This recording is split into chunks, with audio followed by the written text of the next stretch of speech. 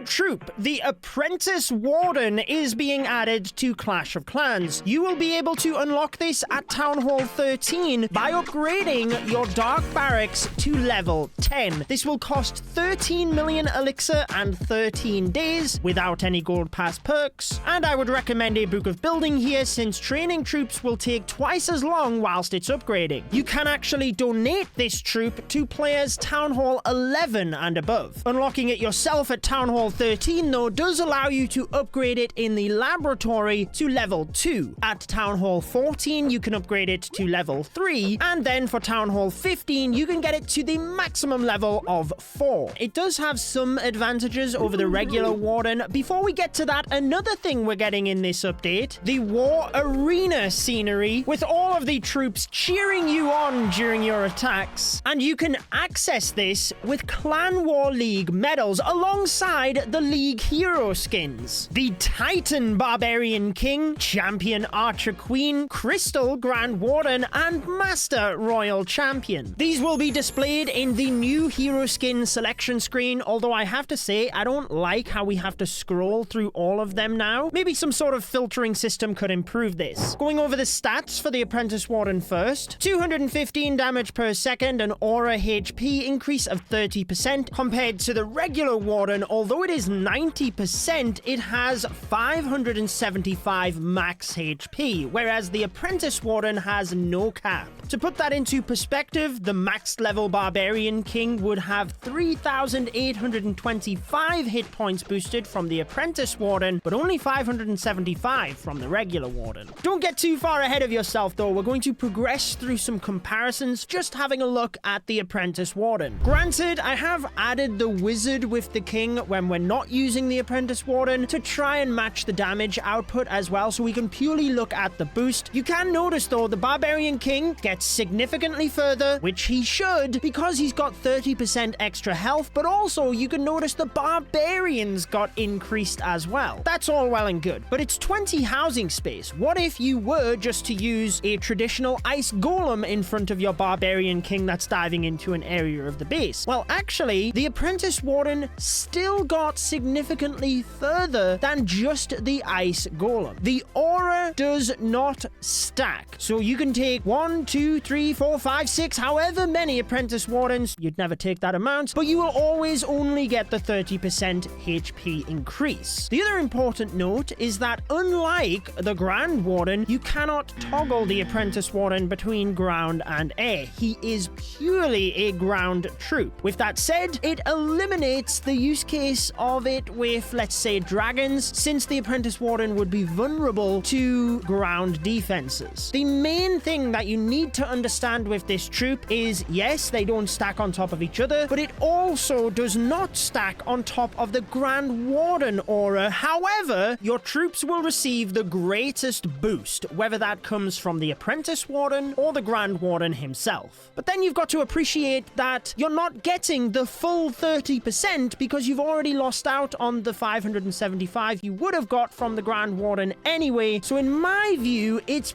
probably best to use this troop in an area where you're not using the Grand Warden. One of those situations could actually be on defense, because the aura will not only boost the other defending clan castle troops, if there are any defending heroes in the area, you are also boosting their hit points. Now again, it is purely the hit points, not the damage, so it would be best for the Barbarian King to be in this proximity, and if you are using a tank style CC where you're purely trying to slow your opponent down, the Golem is my recommendation. It works out perfect with the Apprentice Warden for 50 housing space, and remember, you get the HP boost to the Golemites as well. Again, it does come back to the question of 20 housing space. Would you be better to just take an extra ice golem? It's something that will be interesting to see as the update is released. I think if you could get the timing absolutely perfect, then it would be useful. However, it's very very difficult to get the aggro of the clan castle moving across, but it's definitely something to consider with this new troop. On the attacking side of things, sometimes you do split your army. You have the Warden used early on for a super archer blimp, and then your main push, perhaps you could take one Apprentice Warden. Even with that, in my testing, the Apprentice Warden often got in range of a defense, ended up going down, so you might not have it for the full raid. There are three main ways on attack that I see this being viable though. Number one is for the Queen charge. Remember, it is not just the Archer Queen that would have the HP buff, it is also the healers. And if you're like me, you enjoy the Queen charge, but you're not a pro level attacker, it might just give you an extra second to react with a spell, because if your Archer Queen has more hit points, you're charging towards a major defense, this might protect your Archer Queen ability and stop it going off early. But remember, if you're charging to the Monolith, because you actually have more hit points, the Monolith would deal more damage, so I guess it's a double-edged sword on that one. And you also have to appreciate that the Apprentice Warden is not immune behind the Archer Queen, just like with a smash attack, so there's a little bit of a risk in taking the Apprentice Warden for that reason as well. Second attacking use case, inside the battle blimp, because if you use the Blizzard super wizards inside the battle blimp, normally you cannot land on top of a bomb tower because they don't have the hit points to survive when it goes down. With an Apprentice Warden inside the blimp as well, they could survive the bomb tower. Now granted, you don't have as many super wizards to then deal as much damage, but sometimes it is about the perfect placement of the battle blimp, which then enables the Blizzard. You might then be asking about the super archer blimp. Well, for me, it's still better to just take the test troops, goblins, wall breakers coming out of the blimp first, like we usually do, because you've always got to factor in that 20 housing space, and you want to maximize the amount of super archers or super wizards if you can inside that battle blimp. By the way, if you have not voted yet, I was nominated as Content Creator of the Year at the Mobies Awards. I'll pop a link in the description where you can vote. It takes 30 seconds. You can actually do it every day up until the end of the month. I would love to get Clash of Clans up on the big stage. Thank you for the support. The third, and what I think is the most useful case for the Apprentice Warden, is alongside the Barbarian King if you're diving him into an area of the base. Most of the time, I don't just use the King. I have perhaps the Siege Barracks helping to funnel, a couple of witches in that area as well, so you're taking advantage of not just the Barbarian King getting a HP buff, but also the P.E.K.K.A. from the Siege Barracks, the witches. That's when it can feel worth it to take the new troop, when you have a lot of units in that area taking advantage of the boost. I am looking forward to seeing your use cases, and if there's any you feel I missed, drop them in the comments. I'll be reading through them thoroughly, but there's just a lot of situations where maybe other troops are